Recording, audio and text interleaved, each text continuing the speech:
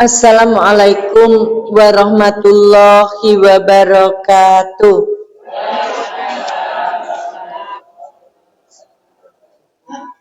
Innal hamdalillah nahmaduhu wa nasta'inuhu wa nastaghfiruhu wa na'udzu billahi min syururi anfusina wa min sayyiati a'malina. Asyhadu an la ilaha illallah wa asyhadu anna Muhammadar Rasulullah. Allahumma shalli ala Muhammad wa ala ali Muhammad. Qala Allah Ta'ala fi Qur'anul Karim, ya ayyuhalladzina amanu ittaqullaha haqqa tuqatih wa la tamutunna illa wa antum muslimun. Yang saya hormati Ketua Takmir Masjid beserta pengurus, ibu-ibu, bapak-bapak, para kaum muda, jamaah seluruhnya yang insya Allah senantiasa dicintai, dirahmati, dan diberkahi Allah. Monggo tak henti-hentinya kita senantiasa memanjatkan puji syukur kepada Allah Subhanahu wa Ta'ala, di mana sampai pada pagi hari ini kita masih termasuk orang-orang yang dipilih oleh Allah. Dipilih mendapatkan limpahan rahmat, dipilih mendapatkan limpahan kenikmatan, baik itu nikmat sehat, rezeki, keselamatan maupun kesempatan. Wabil khusus nikmat iman dan nikmat Islam. Selawat serta salam semoga senantiasa tercurah kepada junjungan kita Nabi Muhammad Sallallahu Alaihi Wasallam, keluarga, sahabat, dan para pengikutnya, termasuk kita semua yang insya Allah senantiasa istiqomah sampai akhir zaman. Jamaah yang insya Allah dirahmati Allah, tema saya pada pagi hari ini adalah apa, Ibu Bapak? Membangkitkan kembali peradaban Islam. Kenapa saya memberi judul seperti itu, Bapak Ibu? Ya. Kondisi umat Islam saat ini, ya, kita tidak sedang baik-baik saja. Serangan kepada umat Islam itu dari berbagai macam sisi. Ya. Satu contoh saja.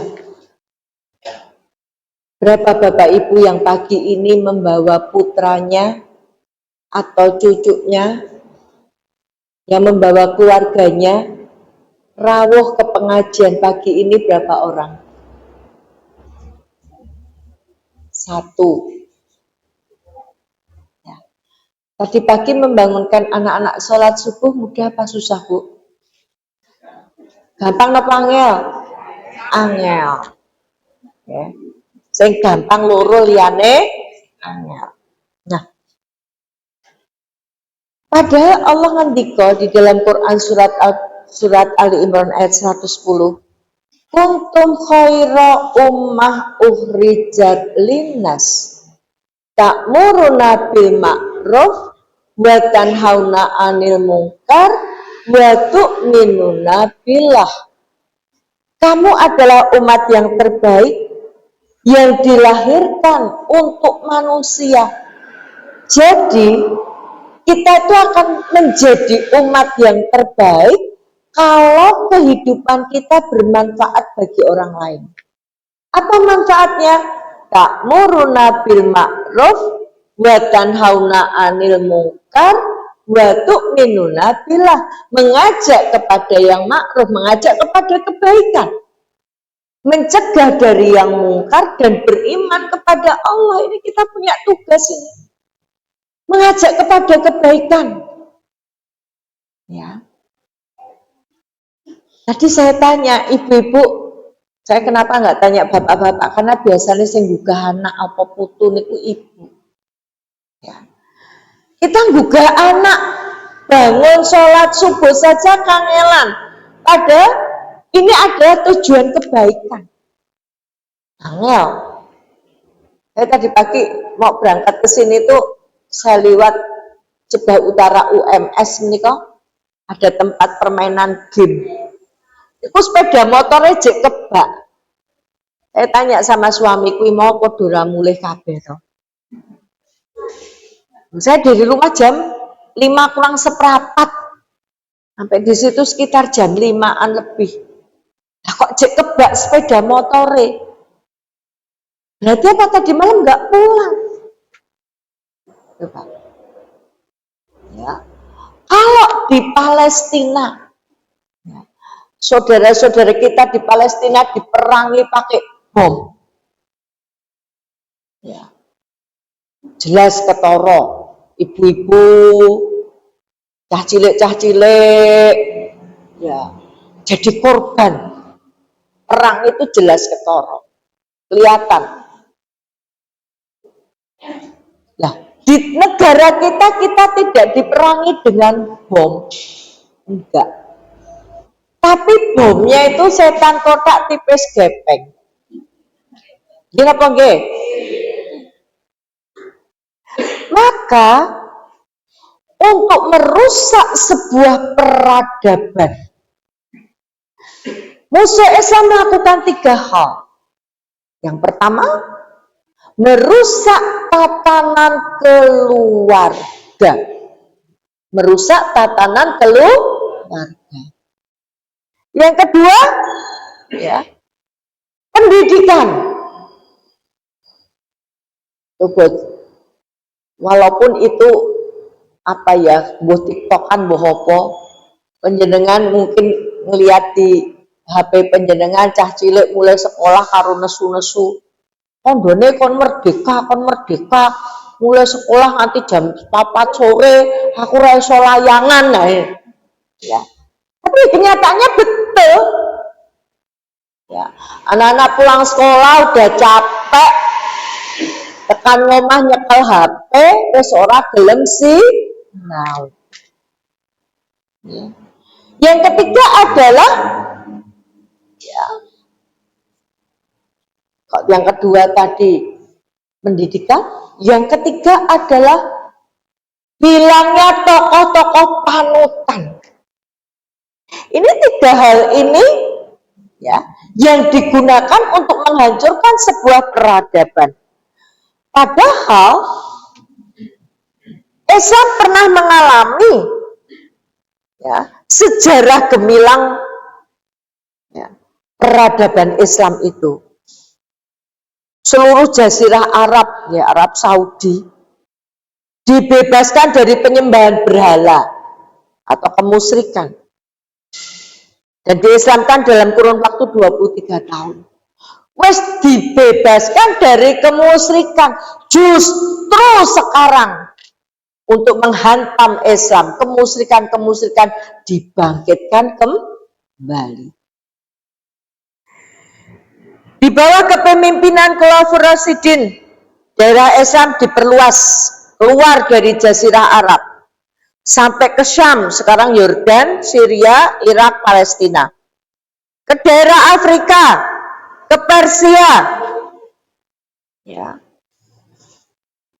Di bawah kekhalifahan Bani Umayyah, Abbasiyah dan Utsmaniyah, Islam menjadi satu-satunya kekuatan dunia yang meliputi sebagian besar Afrika, yaitu Afghanistan, India, Cina, Uni Soviet, ya, Spanyol, Andalusia, ya. Dan sumbangan Islam ketika itu bagi peradaban dunia ya adalah apa?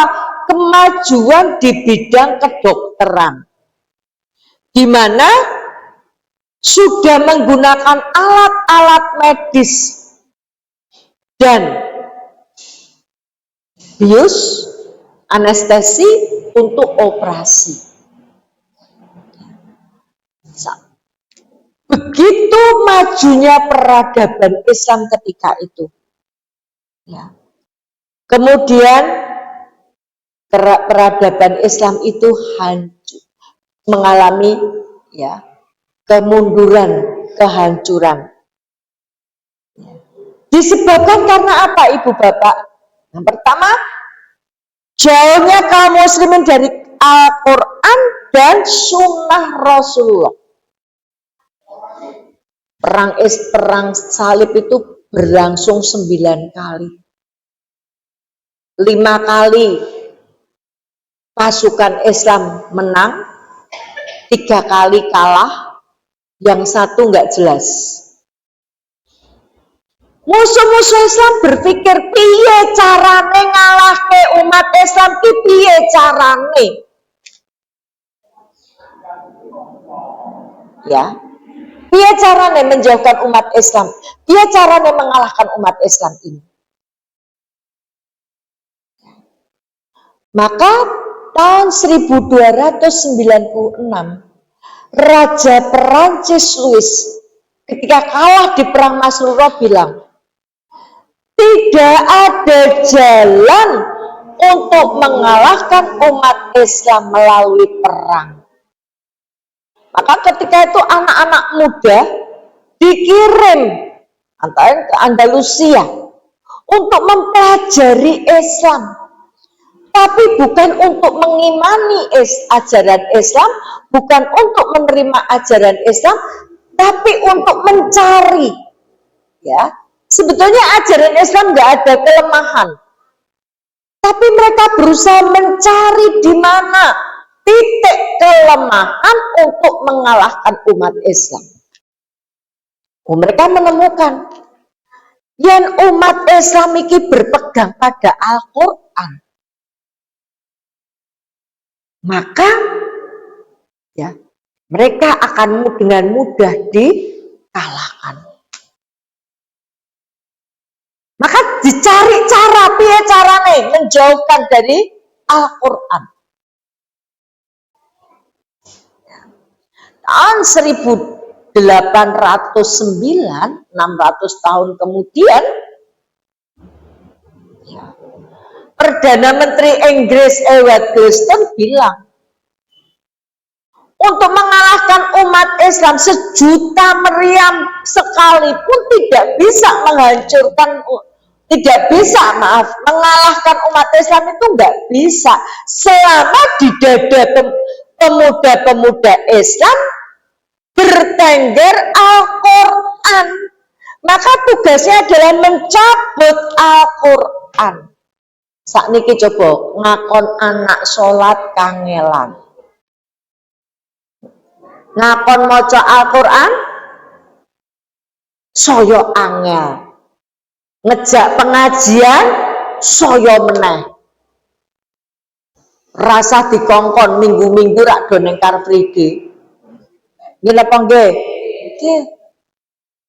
Ahad-ahad begini, wah, do ning Car Free Day. Tuboyen mangkat ning Car Free, sing dodolan ning Car Free Day mangkate 3:30 terus sholat subuh ning ndi coba?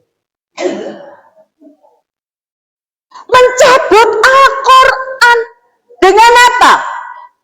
Ketika itu, ya, Edward Gladstone bilang, musik, miras, seks, kehidupan hedonis lebih menghancurkan umat Muhammad daripada sejuta meriam. Tadi harusnya mengajak kepada kebaikan, mengajak kepada yang ma'ruf, mencegah dari yang mungkar, justru kemudian menjadi pelaku kemungkaran. Ya, ini alhamdulillah ini ada lomba, ada festival anak soleh. Harusnya bukan cuma anak Bapak Ibu, Pak Panitia, remaja dan pemuda soleh. Yang cah cilik-cilik niku tesih aku anak soleh rajin sholat, rajin ngaji niku tesih. Lomba pedacil itu cah cilik tesih aku anak soleh rajin sholat, rajin ngaji niku tesih. Sakniki mang anake sing SMP. Munggah niku aku anak salah tidak sholat, tidak ngaji. SMS-an, Facebookan, game online-an, TikTok tiktokan, instagraman, ya. Musik lebih menghancurkan umat Muhammad daripada sejuta meriam. Problematika ini bukan hanya yang di luar pondok, termasuk yang di pondok pun problematika musik ini luar biasa. Neng pondok orang nyekel HP. Mulai saka pondok perpulangan kondone nggo refreshing. Nyekel HP. Wes nyekel musik, ngrungokke musik. Dek salat se. Le salat ko. Hafalane stres. Butuh refreshing. Nah, kenapa refreshingnya tidak mendengarkan murotal? Kenapa harus mendengarkan musik? Ya, ini tantangan kita, Ibu Bapak. Musik ini lebih melenakan. Ya. Cah nom-nom idolane penyanyi Korea. Ranggagas agamane opo? Pokoke idolane penyanyi Korea. Yen iso nyanyi lagune Blackpink. Blackpink niku napa to Bu Dewi, kula ngertine Black Kongguan. Ya. Blackpink itu nama grup musik dari Korea. BTS, wah segala atributnya wes nganggo bandu sing ana ngene-ne. Ku nang nggon Car Free Day gaya hidup. Ya. Bukan nggak boleh, bukan tidak boleh tidak tahu. Mau sekedar tahu nggak masalah, tapi yang data itu yang masalah. Sebelum Korea, wes apa black metal, wes cah ngene-ngene. Nanti kayak cah edan yang dindi dong ngene-ngene. Ya, pengen ding. Ya, nih. Hati-hati kalau foto itu jangan asal foto. Ya. Foto ngene. Ini salib Korea. Bu. Rasa melu gaul-gaulan yang ramudeng. Ya. Rekane nganggo jilbab, pengajian yang ta'amul. Ya. Bareng foto ngene kita ngopo lho. Ini simbol salib Korea. Ya. Tadi musik. Dek band black metal. Wes katok ireng, klambi ireng, wes nganggo kok ana kirik liwat kak rantene dijaluk. Nggo rantenan. Wes bosen black metal. Sekarang gantian K-pop. Anake penyanyine mboke drakore, drama Korea. Idolane Kim So On apa Kim Bakmi kuwi. Apal namanya. Sekedar tahu enggak masalah, tapi yang nganti gatok sampai melupakan tugas kita. Sholat lali. Bukan lali, ngelali. Musik. Belum lagi musik-musik dangdutan. Wah, banyu langit apa banyu tiba apa banyu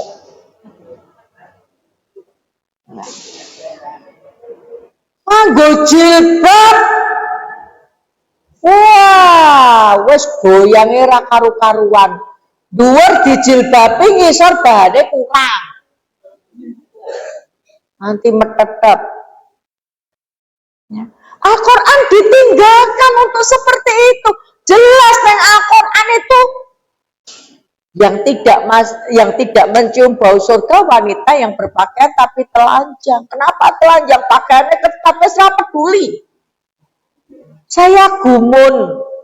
Sing duwe gawe yo Pak Haji karo Bu Hajah. Kok dadak nyeluk penyanyi kaya ngono kuwi. Ngono njaluk keberkahan. Keberkahan dari mana? Musik, miras. Bapak Ibu yang insya Allah dirahmati Allah, hati-hati mundutke permen bocah-bocah, makanan-makanan, ya. Narkoba untuk anak-anak itu dimasukkan ke permen. Bocah jadi tidak punya konsentrasi, pikirannya ngambang, ngalamun, dan lain sebagainya. Malas, nggak punya semangat. Ya. Saya bulan yang lalu ngisi pengajian di LP Solo itu. 75% penghuni LP itu kasus narkoba. Ya. Sekarang bukan hanya orang-orang dewasa, caca cilik ya. Ada ibu-ibu itu, Bu sampean kok mlebu teng mriki napa narkoba Bu kula. Sampean sing ngangge awale kula ngangge, bar niku kula dodolan. Lah sing mang doli sing umur pinten? Nggih cah SMP, bayangkan. Anak SMP sudah terkena narkoba. Seks. Betapa sekarang penyimpangan seks itu luar biasa Bapak Ibu. LGBT, kondone cah enom, yen pacaran lanang wedok kok ndak meteng. Pacarane lanang karo lanang, wedok karo wedok, bayangkan karo pitik, wejek pinter pitik. Pitik babon ngerti pasangane jago. Menungso lanang karo menungso lanang, menungso wedok karo menungso wedok, malah ana menungso karo kewan. Perusahaan. Saya punya teman bidan, ya, saya dari 2 bidan ini ngendika sama saya.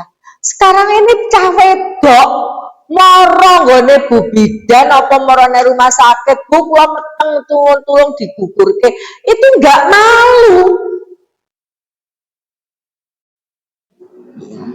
Seks ini, pacaran, hamil di luar nikah, aborsi. Ya. Ketika gagal aborsi akhirnya pada bunuh diri, bayangkan. Dalam beberapa hari, dalam 1 bulan kemarin, 1 bulan ini, kasus bunuh diri di Semarang itu meningkat di kalangan anak-anak perempuan. Apa modusnya belum diketahui, tapi meningkat. Yang mencuat di permukaan cuma 3, padahal sudah sekitar 8 orang. Kasus bunuh diri. Seks. Yang kemudian, yang keempat, kehidupan hedonis atau materialis. Jaluk sepeda motor, ratu koke, hinggat. Jaluk HP, ratu koke, ibunya dipateni. Ini adalah karena apa? Karena Al-Quran bukan lagi menjadi tuntunan. Ya. Al-Quran tidak lagi menempati kehidupan kita. Maka sebab kemunduran umat Islam itu yang pertama adalah jauhnya umat Islam dari Al-Quran dan As-Sunnah. Kemudian, ya, karena asik dengan ini tadi, serangan ini tadi, ya, kemudian tertinggal dari kemajuan teknologi, bukan menguasai teknologi, justru menjadi objek, ya, menjadi objek teknologi tadi. Hanya bisa memakai, tapi tidak menjadi, ya, pembuat, ya, perancang daripada teknologi itu. Itu serangan dari dalam, serangan dari luar. Ya, tadi sudah saya sampaikan serangan pasukan salib, ya. Bayangkan mulai abad 10 sampai abad 12, 2 abad serang, kita diserang terus. Kemudian gerakan Zionis Yahudi. Yahudi itu agamanya, bangsanya Israel, politiknya Zionisme. Apa yang dikatakan kaum Zionis untuk umat Islam ini? Untuk mengalahkan umat Islam, buatkan panggung sandiwara. Maka lagunya Ahmad Albar dulu, dunia ini panggung sandiwara. Buatkan panggung sandiwara. Dulu belum ada TV, sandiwarane radio, pasir, butir-butir pasir di laut. Iya toh? Terus ono hitam putih, TV hitam putih, keluarga Cemara. Iya toh? Wes bar kuwi ono sidul anak Betawi. Ya betul?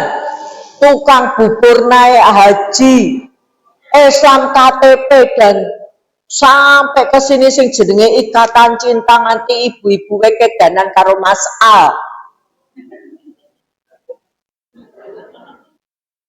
Ya. Wes pokoknya perian Allah sholate kuat tak nonton Mas Al sih. Dibuatkan panggung sandiwara.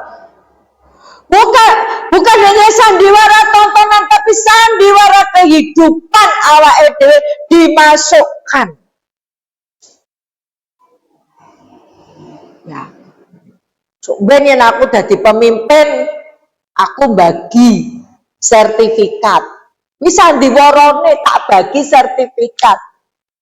Ning ora dibagi neng kene, dibagi neng kono lho. Somben yen aku dadi pemimpin, BBM ora mundak. Ora mundak ra diumumke. Saya pakai Pertamax 12.800, mundak 13.300, mundak 14.000. Yes. Gelem ra gelem kudu tuku, wong mobile ra iso diisi banyu. Butuh bensin. Sandiwara, wajah tanpa dosa tapi penuh dusta kepada rakyat. Yang berasa orang do mangan telo, jagung. Buatkan panggung sandiwara sehingga orang jadi terbuai dengan sandiwara tadi, sehingga tidak lagi bisa berpikir secara rasional. Ya. Gerakan penjajahan di negeri-negeri Islam. Monggo Bapak Ibu, panjenengan sekarang ini, ya, apapun yang terjadi kita bisa mengetahui lewat media sosial. Sebelum, kalau hari-hari ini beritanya tentang Palestina, sebelumnya kita disibukkan dengan berita-berita tentang gini pemboten. Coba wong manggon neng tanah leluhure dhewe kon lunga arep dijleki wong liya. Apa ndak kita dadi kos, dadi wong kos neng negarane dhewe. Inilah antara lain Bapak Ibu serangan-serangan yang ditujukan kepada umat Islam. Bapak Ibu yang insya Allah dirahmati Allah, kalau Barat itu karena mempelajari Al-Quran kita, dia jadi maju. Nah kita ya mengalami kemunduran karena apa? Karena meninggalkan Al-Quran dan Al-Hadis. Ya. Kalau Barat menjadi maju, karena apa? Salah satunya mereka mempelajari Al-Quran kita. Apa yang tidak ada di Al-Quran? Tentang besi ada, tentang perang ada, ilmu kedokteran ada, tentang arsitektur ada di dalam Al-Quran. Tapi kita umat Islam tidak mempelajari. Tentang politik ada di dalam Al-Quran. Milih pemimpin ada di dalam Al-Quran. Tapi apa? Masjid raento khotbah tentang politik dan memilih pemimpin. Ada teng gereja nika di dalam Injil 1 Petrus 2 ayat 9 bunyinya, kamu adalah bangsa yang terpilih, imamat yang rajani. Terus diterangkan, berarti di mana-mana kudu merajai. Lah kuwi apa ora bicara politik?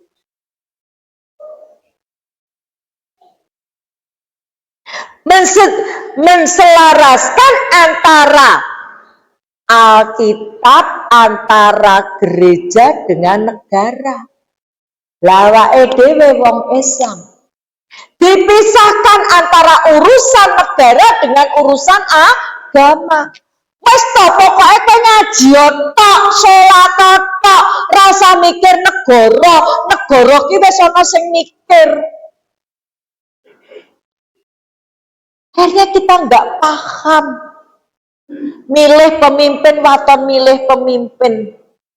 Tidak berdasarkan Al-Quran dan Al-Hadis. Oleh sebab itu Ibu Bapak, bagaimana untuk kembali membangkitkan peradaban Islam ini? Dibutuhkan sebuah perubahan. Apa? Apa? Apa?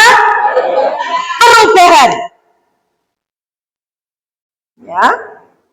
Wah, Bu Dewi bicara tentang politik. Apa kesempatan saya menyampaikan kepada umat Islam? Kalau saya tidak ceramah.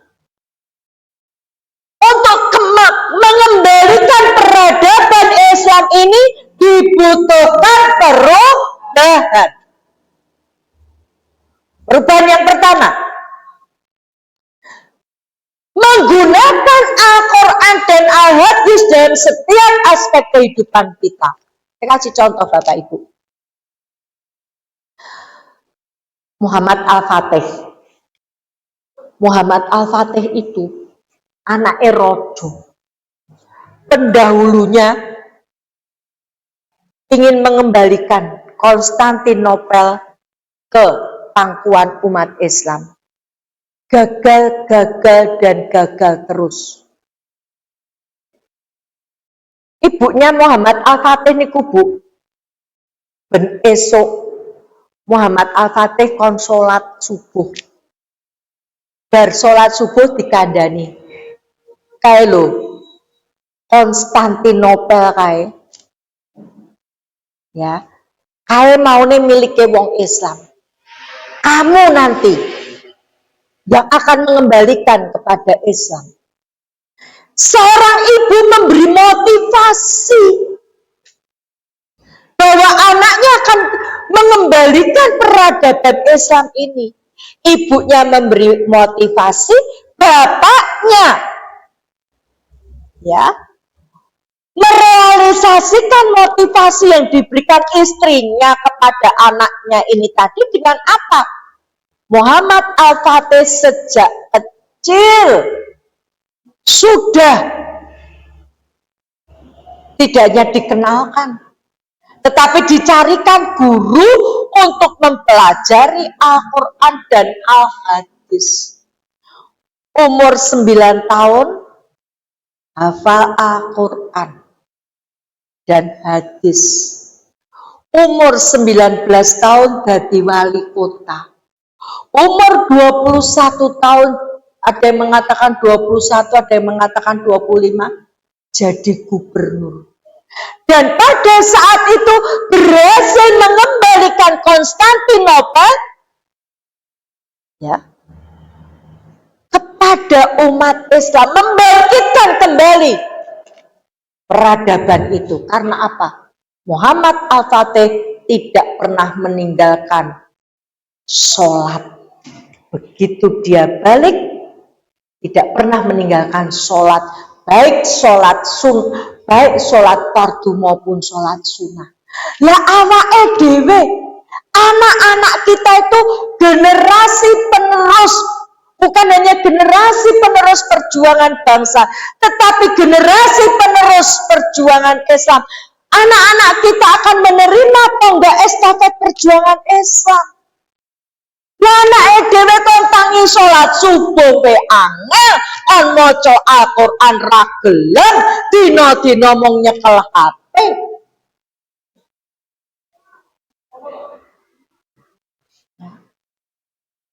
Muhammad Al-Fatih menguasai 7 bahasa. Ya. Dan apa Bapak Ibu? Ketika dia mempelajari ilmunya Allah, yaitu mempelajari Al-Quran, Allah tambahkan ilmu dunia. Ilmu pengetahuan, strategi perang. Sehingga membawa kejayaan kembali. Maka ayo kita belajar. Belajar kepada keberhasilan Muhammad Al-Fatih ini, yaitu apa? Menggunakan Al-Quran. Mari Bapak Ibu membumikan Al-Quran di dalam keluarga kita masing-masing. Mari Bapak Ibu, wis to yuk mumpung je urip gretai anak lendok salat menjadikan Allah yang prioritas di dalam kehidupan kita. Ya. Lihat pasukan Hamas itu. Pasukan Hamas yang sekarang menggempur Israel.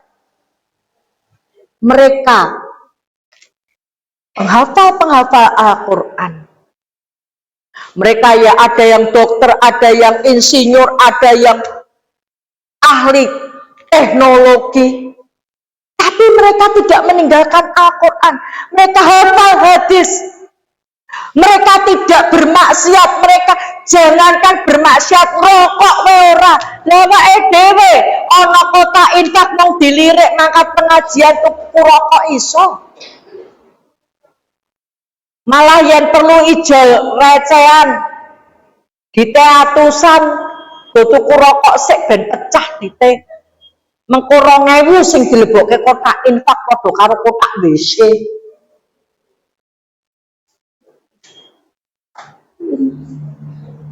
Lihat pasukan Hamas itu. Mereka tidak meninggalkan Al-Quran. Maka kalau sekarang menang, itu karena keridhaan Allah. Bahwa dhewe di Indonesia ini meninggalkan Al-Quran. Maka sebagai orang tua, ayo Bapak Ibu mumpung masih hidup, ayo gretek sama anak-anak cucu kita. Sholat, maca Al-Quran, ayo pengajian. Ya. Mengajak kepada yang ma'ruf, mencegah dari yang mungkar. Kembali kepada Al-Quran. Yang kedua, memprioritaskan Allah di dalam kehidupan kita masing-masing. Allah jadi prioritas. Allah jadi yang utama di dalam kehidupan kita. Kita jangan jadi pendusta-pendusta. Yang kita dustai adalah Allah. Ya. Tapi mari kita jadikan Allah sebagai prioritas. Allah tidak butuh kita, kita yang butuh Allah. Ya. Bukankah di dalam Quran surat Fatir ayat 15 Allah ngendiko, "Hei manusia, kamulah yang memerlukan Allah, dan Allah dialah yang maha kaya, tidak memerlukan sesuatu." Allah maha terpuji. Kita yang butuh Allah. Maka supaya negara kita ini diberkahi Allah, bayangkan, saya nggak tahu kalau Prambanan mungkin saben dina wis udan. Oh dereng, berarti podo karo Solo. Padahal ya perkiraan ya gelombang panas ini akan bertambah sampai Oktober mungkin lebih. Perkiraannya katanya ada yang mengatakan tanggal 20-an nanti semakin panas.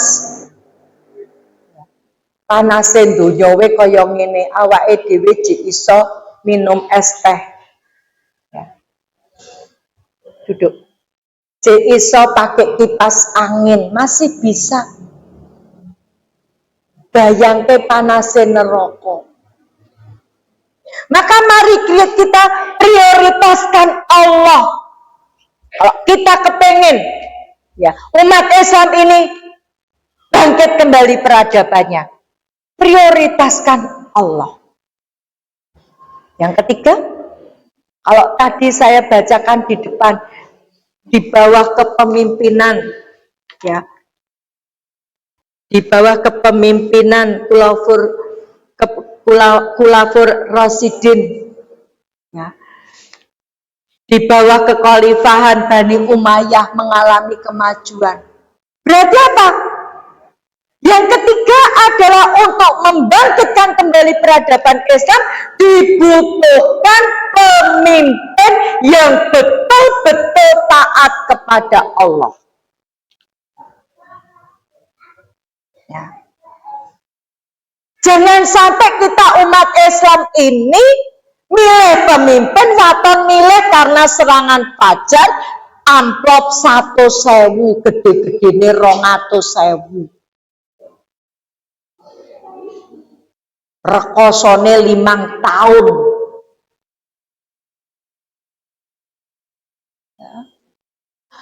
Yen panjenengan kula dek mbek panjenengan kula milih ke mantu nggo anake niku didelok bibit bobot bebete. Itu apalagi milih pemimpin, milih bojo nggo anake awake dhewe. Anake dhewe wedok milih ke bojo nggo anake wedok. Karena apa? Seorang laki-laki itu akan menjadi pemimpin di dalam rumah tangganya yang membawa keluarganya menjadi keluarga sakinah mawaddah warahmah. Ya. Maka supaya keluarga anak kita itu sakinah mawaddah warahmah, itu kudu iso milih ke bojo nggo anake dhewe sing bener. Aja mung didelok bandane bae dan bondo korupsi. Ya. Tapi falsafah Jawa itu didelok bibite. Bagaimana tadi Muhammad Al-Fatih tadi? Bibite wong tuane taat kepada Allah. Walaupun dia seorang raja, dia taat sama Allah. Sehingga apa? Memotivasi anaknya taat sama Allah. Ya. Maka ketika nanti 2024 kita milih pemimpin, ojo mung delok bleger gambare calon presiden kita, delok bibite. Wong tuane mbae apa yang perlu tekan Mbah Buyute? Apa sumbangannya untuk umat Islam? Apa sumbangannya untuk negara ini? Supaya apa? Negaranya dewe diberkahi sama Allah. Kenapa terjadi dunia ini, dunia Indonesia karu-karuan ini? Allah ngendika di dalam Quran surat Al-A'raf ayat 96. Tapi mereka mendustakan ayat-ayat kami, maka kami siksa disebabkan perbuatannya. Wong wis ana jelas nang nggon Al-Qur'an kriteria milih pemimpin lho. Lah kok milih pemimpin berdasarkan amplope? Lah kono ora ngenai amplop kok sing ngenai amplop kono kok. Lah bareng rekoso tapusan lagi bengok-bengok. RT ku sugih lho minta emek kok entuk BLT. Padahal sing rekoso aku. Ya. Dilihat bibitnya. Bibitnya bagaimana? Awake dhewe arep nandur tom, arep nandur duren, arep nandur anggur we golek bibit sing apik, bibit unggul. Maka milih pemimpin cari yang bibit unggul.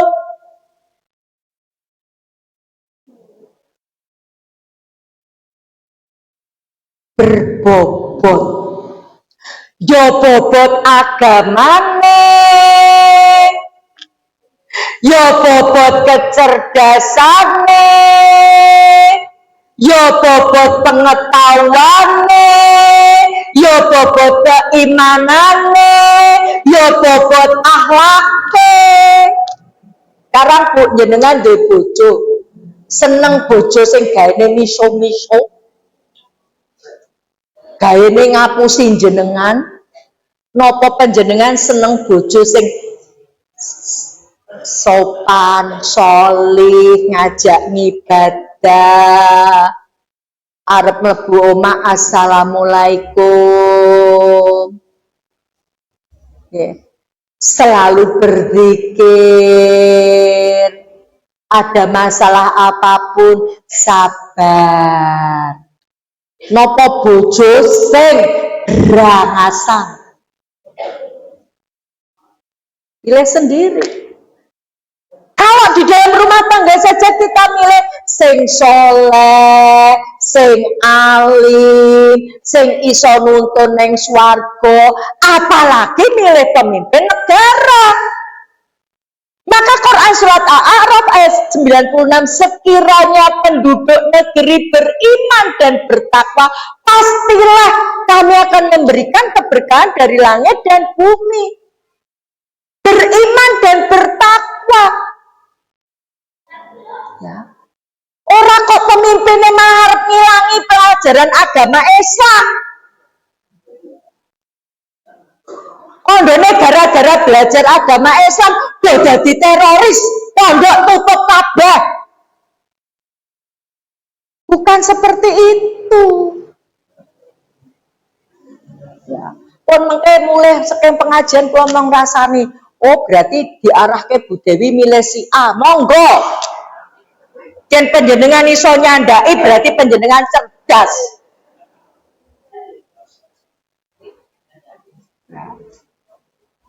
Napa nggih panjenengan yen duwe bojo gelem sithik-sithik dipisui? Mesti ya ora gelem.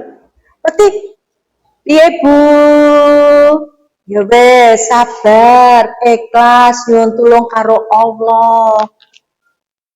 Ya pikir, tapi ya pinter. Ketika rumah tangga punya masalah, bisa cari solusi. Ya. Maka kita dibutuhkan pemimpin yang seperti itu. Ya. Yang ketiga bebetnya, kemuliaannya, martabatnya, ya. Akhlaknya. Kita lihat.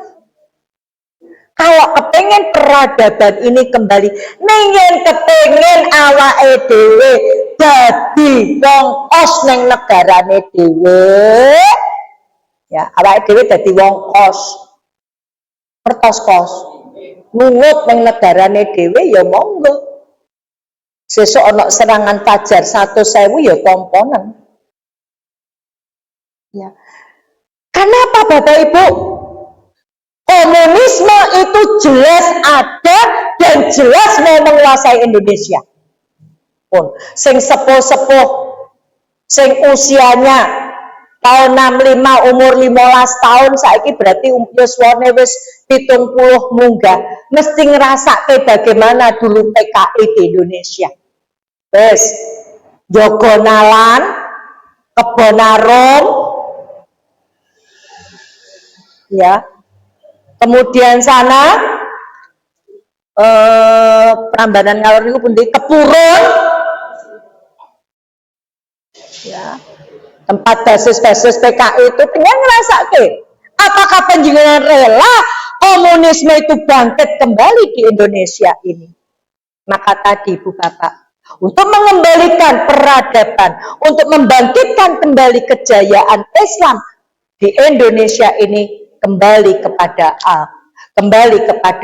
Al-Quran, kembali kepada Allah, jangan salah memilih pemimpin. Ya. Bu Dewi kampanye, iya. Ya, saya akoni. Bu Dewi kampanye, iya. Tapi saya tidak menyebutkan nama. Kalau panjenengan pinter, panjenengan bisa nyandai sopo yang saya maksud. Ibu Bapak yang insya Allah dirahmati Allah, yang keempat adalah monggo ukhuwah di antara umat Islam ini jangan hanya sekedar slogan Islam bersatu takkan terkalahkan. Sekarang ini ada dua kekuatan yang bersatu, semoga dengan dua kekuatan besar yang bersatu, semoga dengan kekuatan besar yang bersatu itu, ya, kejayaan, kebangkitan Indonesia akan tercapai. Amin ya Bu? Amin ya Pak? Amin dong? Ya. Ukhuwah di antara umat Islam ini ayo dibangkitkan. Ya. Ada perbedaan, jangan perbedaan ini diperdalam, tapi ayo, ya, yang sing siji klambine kuning, sing siji ireng, saling menghargailah. Wis ben kono nganggone kuning, aku tak nganggo ireng, tapi kita sama-sama menuju pada satu tujuan, yaitu kejayaan Islam. Amin. Ya toh? Napa mboten seneng ya negarane niki dadi negara yang aman, tentram, damai, kita tidak rekoso, ya.